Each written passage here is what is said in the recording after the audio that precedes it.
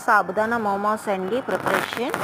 1 cup sabudana తీసుకొని బాగా roast చేసుకోవాలి. అవి కలర్ చేంజ్ అయ్యేంత వరకు రోస్ట్ చేసుకోవాలి. ఇప్పుడు కలర్ చేంజ్ అయింది కదండి, గ్యాస్ ఆఫ్ చేసుకొని కాసేపు చల్లారనివ్వాలి. చల్లారిన తర్వాత ఒక మిక్సీ పట్టుకొని మెత్తగా పౌడర్ చేసుకోవాలండి. జల్లెడ సహాయంతో మెత్తగా పౌడర్ సపరేట్ చేసుకోవాలి. దీనిలో 1/2 కప్ వరిపిండి, 1/2 కప్ కార్న్‌ఫ్లోర్ యాడ్ చేసి 1 కప్గా తీసుకున్నాను. రుచికి సరిపడినంత సాల్ట్ కూడా వేసుకోవాలి.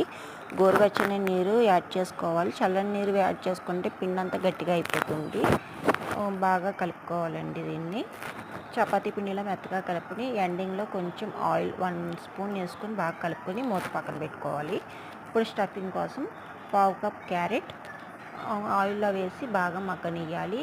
1 కప్ స్వీట్ కార్న్ తీసుకున్నాను. స్వీట్ కార్న్ ఇష్టంగా తింటారు కాబట్టి పిల్లలు. 1/2 కప్పు టమాటా తీసుకున్నాను. అది కూడా బాగా మగ్గాలండి.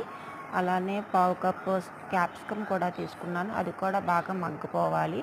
ఎంత మగ్గితే అంత టేస్ట్ అండి. సాల్టు టేస్ట్ సరిపడినంత, pepper powder, jeera powder, dhania powder and chaat masala and సోంపు అండి. సోంపు ఇందులో కొంచెం వేసుకొని చాలా టేస్ట్ వస్తుంది. బీట్రూట్ తురుము, మ్యాగీ మసాలా అండ్ చాట్ మసాలా ఇవన్నీ వేసుకొని 2 మినిట్స్ మూత పెట్టి మగ్గిద్దాం. ఇప్పుడు మగ్గిన తర్వాత గ్యాస్ ఆఫ్ చేసేసుకొని ఇప్పుడు మోమోస్ ప్రిపరేషన్ అండి. ఫైనల్గా కొత్తిమీర కూడా వేసేసుకున్నాం. ఒకసారి పిండి అంతా కలిగి పెట్టుకోవాలి. చిన్న చిన్న బాల్స్ కింద చేసుకుని చపాతీ పిండి కార్న్‌ఫ్లోర్ ఒత్తుకొని పిండిలా చేసుకొని ఇప్పుడు మనం స్టఫింగ్ పెట్టుకొని వాటర్ హెల్ప్తో కార్నర్స్ ఫిల్ చేయాలండి. మనం గట్టిగా పెట్టకపోతే అవి ఊడిపోతాయి.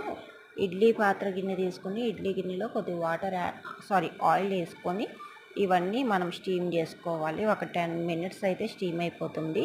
ఫైనల్గా మోమోస్ రెడీ అయింది. మీకు వీడియో నచ్చితే please like and subscribe. Thank you.